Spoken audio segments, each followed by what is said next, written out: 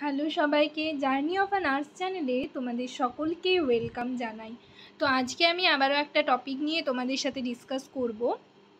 তার আগে তোমাদেরকে বলে রাখি, যারা আমার চ্যানেলে নতুন এসছো, প্রথমবার আমার ভিডিও দেখছো, তাদের যদি ভিডিওটা ভালো লেগে থাকে এবং হেল্পফুল বলে মনে হয়, তাহলে অবশ্যই ভিডিওটাতে লাইক এবং শেয়ার করবে। চ্যানেলটিকে অবশ্যই সাবস্ক্রাইব করে রাখবে নার্সিং রিলেটেড নতুন নতুন আপডেট এবং অথেন্টিক সব ইনফরমেশন পাওয়ার জন্য। তো তোমাদের ইন্টারভিউ রিলেটেড অনেক নানান রকম কোয়ারিজ রয়েছে, অনেকে কমেন্ট সেকশনে কমেন্ট করছো। তো আজকের টপিক হচ্ছে ইন্টারভিউ রিলেটেড। আশা করি ভিডিওটা সকলেই শুরু থেকে শেষ পর্যন্ত দেখবে, কেউ স্কিপ করবে না। তো চলো দেরি না করে ভিডিওটা শুরু করা যাক।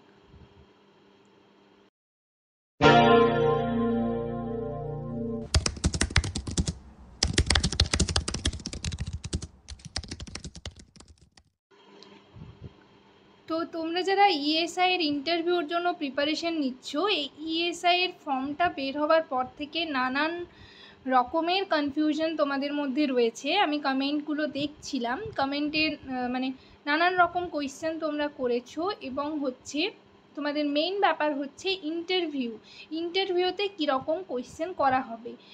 তো সেগুলো নিয়ে আমি ডিটেলে তোমাদেরকে আজকে বলবো। তবে তার আগে তোমাদের বলে রাখি, তোমরা যে ইন্টারভিউ দিতে যাবে, তোমরা জানো যে অ্যালফাবেট ওয়াইজ তোমাদের ইন্টারভিউ রয়েছে। স্টার্ট হচ্ছে 31 তারিখ থেকে এবং এন্ড যেটা লাস্ট ডেট হচ্ছে 12 তারিখ। তো তোমরা নিজের অ্যালফাবেট ওয়াইজ দেখে নিয়েছো কার কবে ডেট রয়েছে। আর ইন্টারভিউর দিন তোমাদের কি ডকুমেন্টস নিয়ে যেতে হবে সেটা নিয়েও অনেক কনফিউশন রয়েছে। তো আমাকে অনেকেই ফেসবুক পেজে পার্সোনালি মেসেজ করেছো, সকলকে অত রিপ্লাই করা পসিবল নয়, তাই এই ভিডিওটাতে তোমাদের সাথে ডিসকাস করার চেষ্টা করছি। তোমরা ইন্টারভিউর দিন যে প্রো ফর্মাটা রয়েছে, সেই প্রো ফর্মাটা রেডি হয়ে গেছে সবার, আশা করি। যাই হোক, সেটা প্রিন্ট আউট বের করে তোমরা টোটালি ফিল আপ করবে। ফিল আপ করার পর সমস্ত অরিজিনাল ডকুমেন্টস কিন্তু নিয়ে যাবে, ঠিক আছে? সমস্ত অরিজিনাল ডকুমেন্টস বলতে তোমাদের এজ প্রুফ হিসাবে মাধ্যমিকের অ্যাডমিট কার্ড নিয়ে যাবে, তারপর হচ্ছে আইডি প্রুফ হিসাবে নিজের আধার কার্ড বা ভোটার কার্ড নিয়ে যাবে, আর হচ্ছে অল ইয়ার মার্কশিট নিয়ে যাবে। রেসিডেন্সিয়াল সার্টিফিকেট তো রয়েছে, সেটা নিয়েও কনফিউশন রয়েছে, সেটা নিয়ে আমি আসছি পরে। তার আগে বলি যে আর কি নিয়ে যাবে। আর হচ্ছে এক্সপিরিয়েন্স যাদের রয়েছে, এক্সপিরিয়েন্স সার্টিফিকেট নিয়ে যাবে।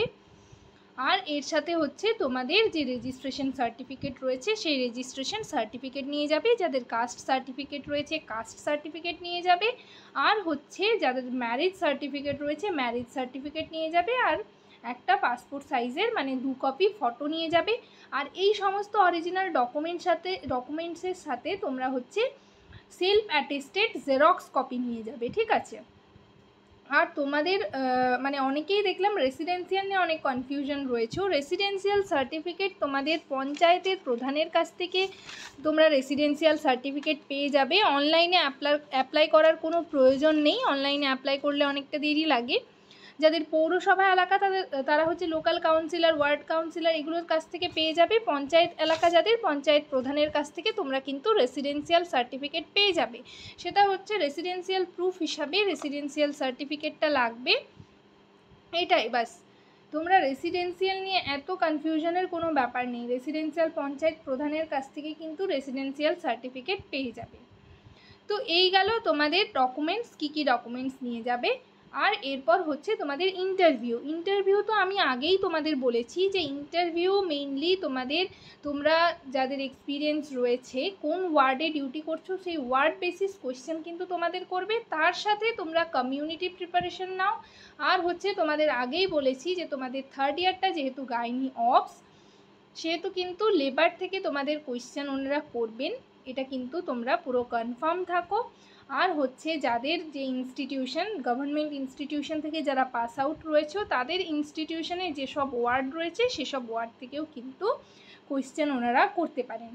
তো এরপর তোমরা ওয়ার্ড বেসিস কোয়েশ্চেন, তোমাদের মুখস্থর কোনো প্রয়োজন নেই, মুখস্থ করার কোনো প্রয়োজন নেই। তোমরা প্র্যাকটিক্যালি যে সমস্ত কাজ ওয়ার্ডে করে থাকো সেই সব রিলেটেড কোয়েশ্চেনই কিন্তু ওনারা করবেন।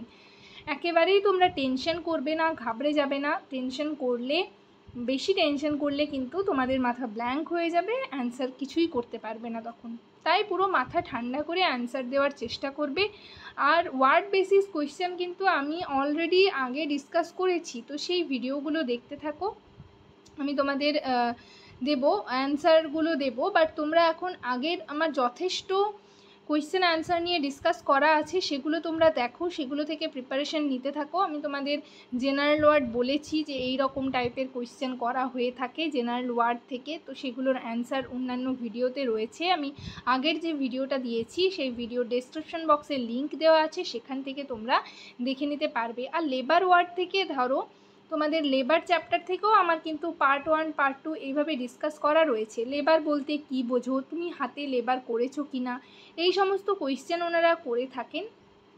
এছাড়া হচ্ছে তোমাকে জিজ্ঞেস করতে পারেন ওনারা সেকেন্ড স্টেজ অফ লেবারের ম্যানেজমেন্ট বলো, লেবারের যে 4টে স্টেজ রয়েছে সেগুলো ফার্স্ট স্টেজ অফ লেবার কখন স্টার্ট হয়, কখন এন্ড হয়, এই সমস্ত কোয়েশ্চেন ওনারা করবেন। তো এগুলো নিয়ে আমি অলরেডি ডিসকাস করেছি, তোমরা সেই সব ভিডিওগুলো কিন্তু দেখছো না, সেইগুলো দেখলেই তোমরা কিন্তু পুরো মানে প্রিপারেশনটা নিতে পারবে। আর যেহেতু তোমরা এত আগের থেকে প্রিপারেশন নিয়েছো স্টাফ নার্স গ্রেড 2 এর ইন্টারভিউর জন্য, সেহেতু এই ইন্টারভিউ দিতে তোমাদের মানে আমি আশা করছি তোমাদের প্রবলেম হবে না, তোমাদের প্রিপারেশন নেওয়াই আছে, সেইটুকু প্রিপারেশন নিয়েই তোমরা এই ইএসআইয়ের ইন্টারভিউ দিতে যাও, দেখবে তোমাদের ইন্টারভিউ খুব ভালো হবে। তোমরা সেই সমস্ত ভিডিওগুলো দেখো। এছাড়া হচ্ছে পিপিএইচের ম্যানেজমেন্ট, এমটিএসএল বলতে কী বোঝো, এমটিএসএল এর ফুল ফর্ম কী, থার্ড স্টেজের ম্যানেজমেন্ট তুমি কিভাবে করবে, এই রকম কোয়েশ্চেন পিপিএইচের ম্যানেজমেন্ট।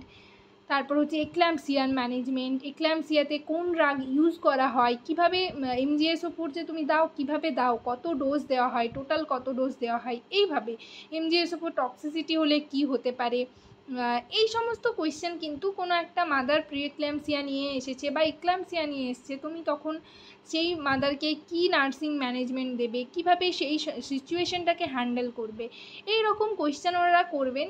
আর এছাড়া যারা এমার্জেন্সি ওয়ার্ডে ডিউটি করছো তাদের এমার্জেন্সি ওয়ার্ড রিলেটেড কোয়েশ্চেন করবেন। ধরো বলতে পারেন যে কোনো একটা আরটিএ পেশেন্ট এসছে, রোড ট্রাফিক অ্যাক্সিডেন্ট হয়ে, তুমি তখন তার কি ম্যানেজমেন্ট দেবে, বা হচ্ছে শকের ম্যানেজমেন্টগুলো, সেটা নিয়েও আমি অলরেডি ডিসকাস করেছি।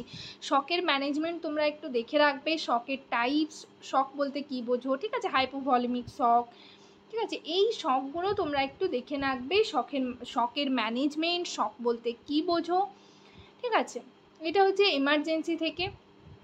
এরপর ওটি থেকে আমি ডিসকাস করেছি মেডিকেল সার্জিক্যাল যে সমস্ত ওয়ার্ডে তোমরা যারা ডিউটি করছো তাদের হচ্ছে সেই সমস্ত পেশেন্টের মানে কোন কোন সার্জারি হয়ে থাকে, ডায়াগনোসিস কি তাদের, পোস্ট অপ ম্যানেজমেন্ট কি, পোস্ট অপারেটিভ ম্যানেজমেন্ট তোমরা কি করো, কি নার্সিং ম্যানেজমেন্ট দেওয়া হয়, নার্সেস রেসপন্সিবিলিটি কি, যারা ওটি নার্স রয়েছে ওটি নার্সেস রেসপন্সিবিলিটি কি, তোমরা ওটিতে কীভাবে ড্রাম প্যাকিং করো, যে জোনগুলো আমি বলেছি সেই জোনগুলো একটু বলার চেষ্টা করবে। আর জেনারেল ওয়ার্ড থেকে তো আমি বলেইছি এই কোয়েশ্চেনগুলো থাকবে। অর্থোপেডিক ওয়ার্ডে যারা ডিউটি করছো সেম, সেখানে কোন কোন কী কী রকম পেশেন্ট থাকে, ডায়াগনোসিস কী, তো তারপর হচ্ছে তাদের কিভাবে ম্যানেজমেন্ট করা হয়, নার্সিং রেসপন্সিবিলিটি কী, নার্সিং ম্যানেজমেন্ট কী, এই সমস্ত কোয়েশ্চেন ওনারা করবেন। পেডিয়াট্রিক থেকেও সেম, ঠিক আছে।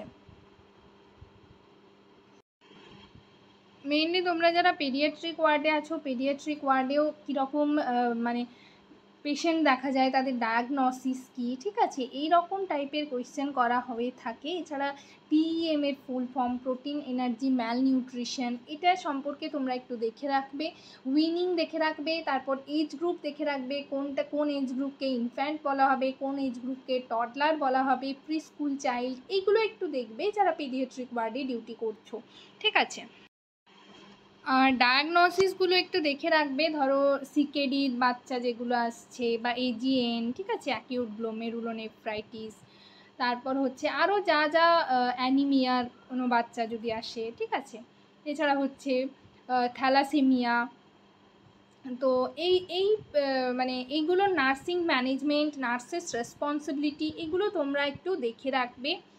আর যারা লেবার ওয়ার্ডে ডিউটি করছো তারা তো জানো, আমি তো বললাম লেবার ওয়ার্ড থেকে কি, পোস্ট ন্যাটাল ওয়ার্ডের কী কী তুমি অ্যাডভাইস দেবে, আফটার ডিসচার্জ কী অ্যাডভাইস দেবে, ঠিক আছে। এই হেলথ টক তোমরা যারা দিয়েছো কমিউনিটিতে গিয়ে হেলথ টকগুলো একটু দেখে রাখবে। যেমন আমি বলেছি আগের ভিডিওতে ম্যালেরিয়ার প্রিভেন্টিভ ম্যানেজমেন্ট, ঠিক আছে, ডায়রিয়ার, তারপর হচ্ছে HTN-এর, ঠিক আছে, তারপর হচ্ছে DM অর্থাৎ ডায়াবেটিস মেলাইটাস, এইগুলো একটু দেখে যাবে, তাহলেই হবে। তোমরা যেরকমভাবে কমিউনিটিতে গিয়ে পেশেন্টদের সাথে কথা বলতে সেই রকমভাবেই হেলথ টক দেওয়ার চেষ্টা করবে, সেরকমভাবেই অ্যান্সার করার চেষ্টা করবে, ঠিক আছে।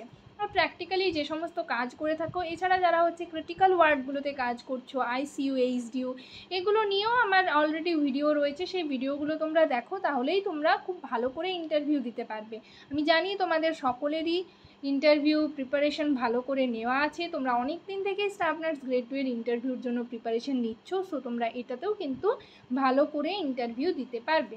ICU-তে ধরো কী কী গ্যাজেট তোমরা দেখতে পাও, কত ধরনের গ্যাজেটস তোমরা দেখো, কী ইনস্ট্রুমেন্ট ইউজ করা হয়, ঠিক আছে, এই সমস্ত BiPAP, CPAP, এগুলো একটু দেখে যেও। তারপর হচ্ছে সাকশন কতক্ষণ দেওয়া হয়, কিভাবে দাও, তুমি দাও কি না, ঠিক আছে, এইরকমভাবে কিভাবে দিয়ে থাকো, পেশেন্টের পজিশন কীরকম হয়, এই রকম টাইপের কোয়েশ্চেন ওনারা করবেন। ঘাবড়ে যাওয়ার, তোমাদের টেনশন করার কোনো ব্যাপার নেই। যাই হোক, আজকের সেশন এই পর্যন্তই। আশা করি তোমরা যারা যে ওয়ার্ডে ডিউটি করছো পুরোটা সম্পর্কে তোমাদের একটু আইডিয়া দিতে পেরেছি। আর আমি এই ভিডিওটা শেষেও ডেসক্রিপশন বক্সে লিঙ্ক দিয়ে দেবো আমার আগের ভিডিওগুলোর, সেগুলো তোমরা একটু পারলে দেখবে, ঠিক আছে। আর যেগুলো কোয়েশ্চেনগুলো বললাম সেগুলো একটু নিজেদের মধ্যেই আইডিয়া করে অ্যান্সার করার চেষ্টা করবে, ঠিক আছে। খুব যে তোমাকে মুখস্থ করে গিয়ে সেখানে বলতে হবে, ওনারা একদম পাই টু পাই কোয়েশ্চেনের অ্যান্সার জিজ্ঞেস করবেন, সেরকমটা নয়। তোমরা প্র্যাকটিক্যালি যা কাজ করে থাকো সেই সমস্তগুলোই কিন্তু ওনারা জিজ্ঞেস করবেন, সেইটুকুই অ্যান্সার তোমাকে দিতে হবে, ঠিক আছে, আর কিছু না। ইন্ট্রোডাকশান কোনো ক্যান্ডিডেটকে ইন্ট্রোডাকশান বললেও তারপর হচ্ছে তুমি এখানে কেন এসেছো, ESI জব কেন করতে চাইছো, এইটুকু কোয়েশ্চেন করেই কাউকে ছেড়ে দিতে পারে, ঠিক আছে। সেরকম কোনো ব্যাপার নেই যে তোমাকে একদম 15-20 মিনিট ধরে কোয়েশ্চেন করবে, সেরকমটা নয়।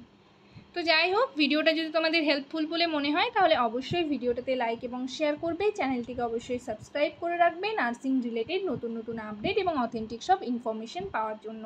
সবাই ভালো থেকো, সুস্থ থেকো। নেক্সট ভিডিওতে আবার তোমাদের সাথে দেখা হচ্ছে। Thank you.